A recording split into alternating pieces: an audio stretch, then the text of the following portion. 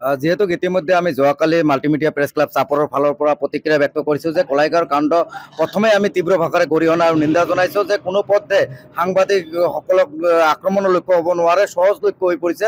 কাৰণ দুৰ্নীতিৰ বিৰুদ্ধে বাতৰি সম্প্ৰচাৰণ কৰিলে বা বাতৰি সংগ্ৰহ কৰিবলৈ গ'লে একমাত্ৰ লক্ষ্য হৈ পৰে সাংবাদিকসকল। গতিকে আমি আজি নিৰাপত্তাহীনতাত ভুগিছোঁ। গতিকে আপোনালোকৰ জৰিয়তে আমি অসমৰ মুখ্যমন্ত্ৰী তথা গৃহ বিভাগৰ দায়িত্বত থকা মুখ্যমন্ত্ৰী মহোদয়ক আমি দাবী জনাইছোঁ যে অতি শীঘ্ৰে সাংবাদিক নিগ্ৰহ বা সাংবাদিক আক্ৰমণ কৰা কাণ্ডত জড়িত থকা কলাইগাঁৱৰ এইসকল দোষীক অতি শীঘ্ৰে গ্ৰেপ্তাৰ কৰিবলৈ আমি দাবী জনাইছোঁ।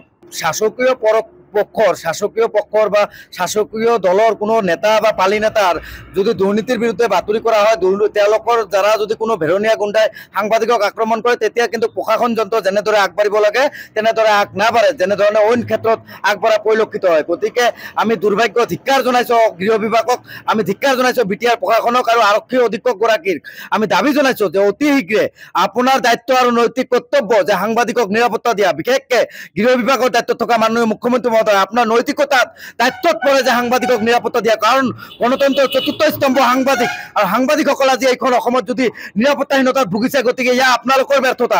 যি সময়ত আপুনি কয় যে আপোনাৰ ৰাজ্যত সুশাসন চলিছে, এয়া আপোনালোকৰ সুশাসন নেকি? গতিকে এয়া কোনো পথে হ'ব নোৱাৰে, এয়া দুৰ্ভাগ্যজনক। অতি শীঘ্ৰে আমি অসমৰ গৃহ বিভাগৰ দায়িত্বত থকা মুখ্যমন্ত্ৰী মহোদয়ক দাবী জনাইছোঁ যে কলাইগাঁৱত এনবি নিউজৰ সাংবাদিকক যে আক্ৰমণ কৰিলে এই আটাইগৰাকী ব্যক্তিক অতি শীঘ্ৰে গ্ৰেপ্তাৰ কৰি দৃষ্টান্তমূলক শাস্তি দিয়াৰ ব্যৱস্থা কৰক।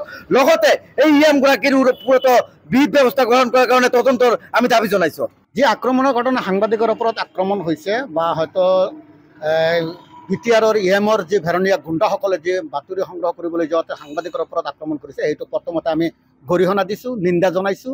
আৰু আজি আমি ধুবুৰী জিলাৰ চাপৰৰ মাল্টিমিডিয়া প্ৰেছ ক্লাবৰ তৰফৰ পৰা সকলো সাংবাদিকে আমি ইয়াৰ তীব্ৰ প্ৰতিবাদ কৰিছোঁ।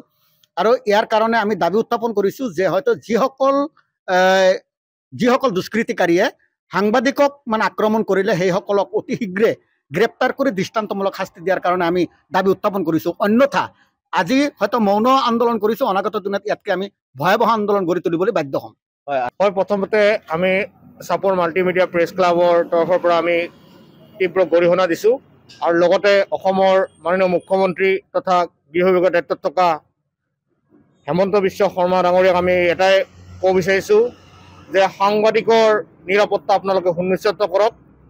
কাৰণ দেখা পাইছোঁ যে শাসকীয় দলৰ যিকোনো নেতা পালি নেতাৰ দুৰ্নীতিৰ বাতৰি কৰিব গ'লেই ভেৰনীয়া গুণ্ডাৰ আক্ৰমণৰ বলি হ'ব লগা হৈছে সাংবাদিক, আৰু বৰ্তমান সাংবাদিক সহজ লক্ষ্য হৈ পৰিছে। সেয়ে মই অসমৰ মাননীয় মুখ্যমন্ত্ৰীগৰাকীক ইয়াৰ ওপৰত ব্যৱস্থা ল'বলৈ অনুৰোধ জনাইছোঁ। লগতে দোষীক এতিয়ালৈকে আৰক্ষীয়ে যি গ্ৰেপ্তাৰ বা আটক কৰিবলৈ সক্ষম হোৱা নাই, তাৰো আমি তীব্ৰ ভাষাৰে নিন্দা কৰিছোঁ। কিয় এতিয়ালৈকে আটক বা গ্ৰেপ্তাৰ কৰিব পৰা নাই আৰক্ষীয়ে?